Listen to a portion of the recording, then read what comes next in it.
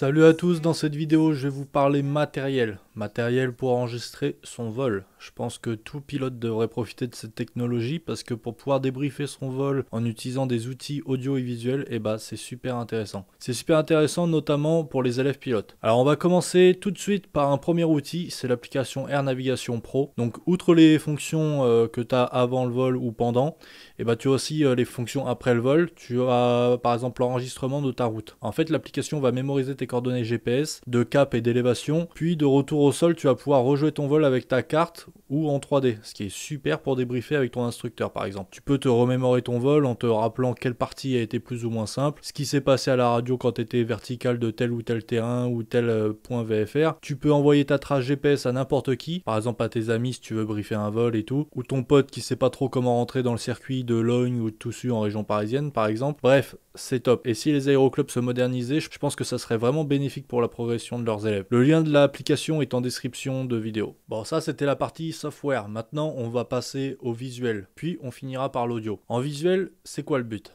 Alors c'est vrai que ça dépend aussi de ce que toi tu veux. Si tu veux faire de belles séquences vidéo, genre séquences émotion par exemple pour faire un petit film cinématographique à la Eric Magnan, ou si tu veux juste pouvoir débriefer ton vol ou autre, donc ça dépend. Donc pour commencer, si c'est pour toi des plans esthétiques, cinématographiques, le but va être d'avoir différents plans d'un même vol, différents angles. Donc tu vas pas pouvoir juste miser sur une caméra cockpit, ça va être un peu léger. Faudrait plutôt partir sur 2-3 caméras pour avoir plusieurs angles de vue et surtout en avoir en intérieur et en extérieur. Malgré le nombre de vidéos que j'ai faites, comme tu peux le voir sur ma chaîne, en fait j'ai de mémoire aucune vue extérieure, ou alors ça venait pas de mon propre matériel. Pourquoi ?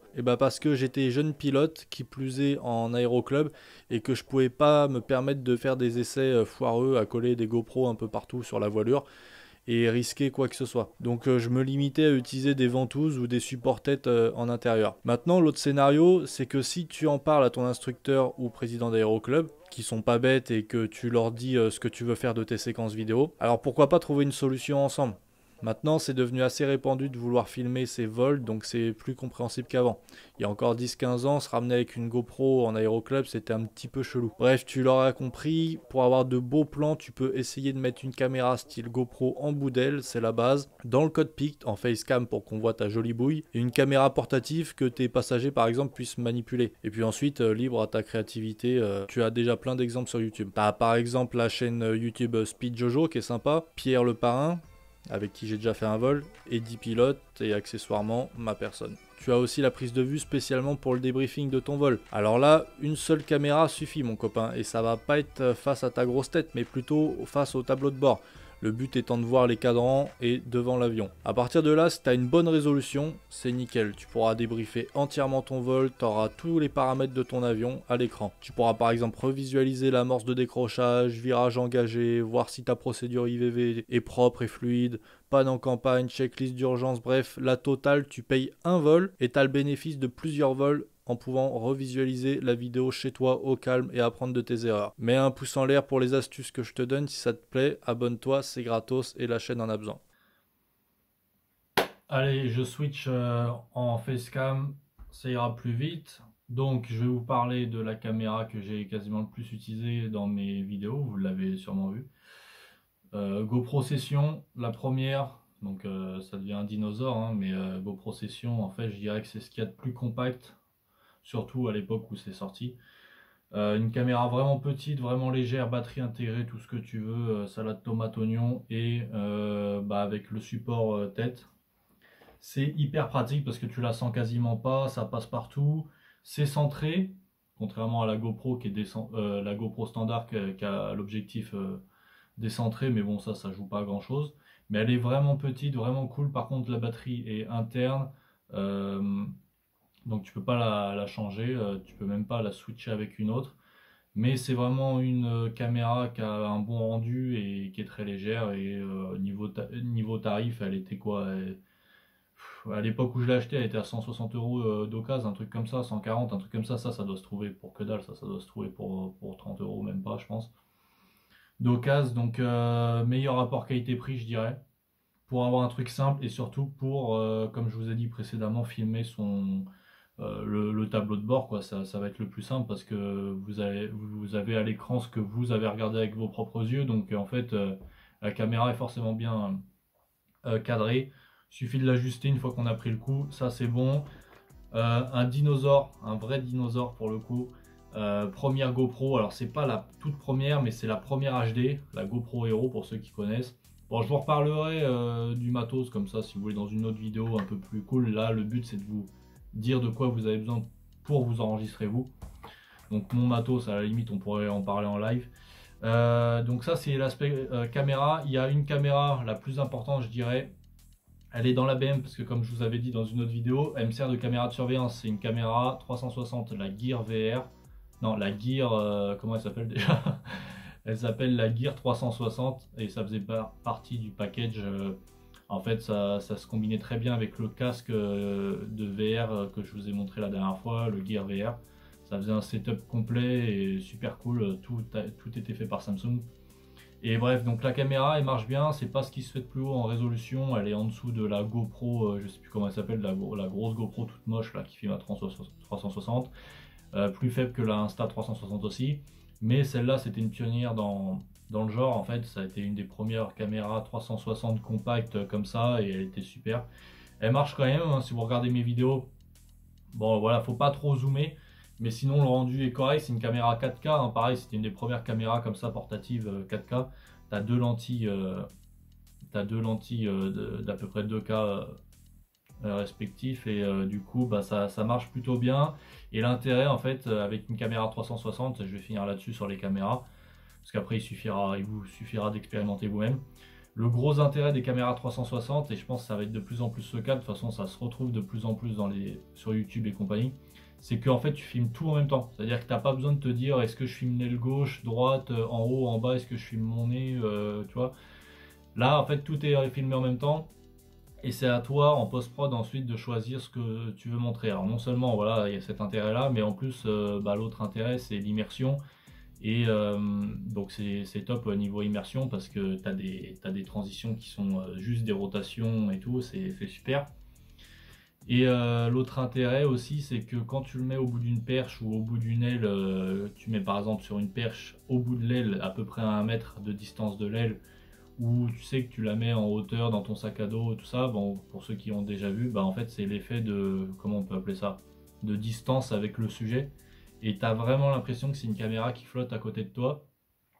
Et en avion, bah, ce qui est incroyable, c'est que ça, si tu fais vraiment une longue perche, on va dire à 1 mètre, 1 mètre devant l'aile ou sur le côté au moins, et bah t'as carrément l'impression que c'est un avion en patrouille qui te filme quoi. Donc en fait, la caméra 360, si tu l'utilises comme ça, là en bout d'aile, assez éloigné, ça va être le bon compromis entre te faire filmer par un autre avion en patrouille et mettre une caméra sur ton aile. Ça va être vraiment l'entre-deux. Ça va te permettre de donner une impression qui était vraiment pas connue il y a encore quelques années. Et donc de toute façon vous regardez sur YouTube, hein, vous tapez caméra 360, gyro roue, moto, ce que vous voulez, avion, wingsuit et tout. Vous verrez le rendu que ça fait, c'est super, il y en a à plusieurs prix. La grosse GoPro 360, bah, elle va aller cher, hein, je sais plus combien, des plusieurs centaines. L'Insta 360 vaut moins cher je crois. Je sais pas combien il se trouve, peut-être plus de 200 balles, j'en sais rien. Et il y a la Gear 360 là, faite par Samsung, que j'utilise depuis je sais pas 5 ans, un truc comme ça. Et bah, ça marche super bien. Donc voilà.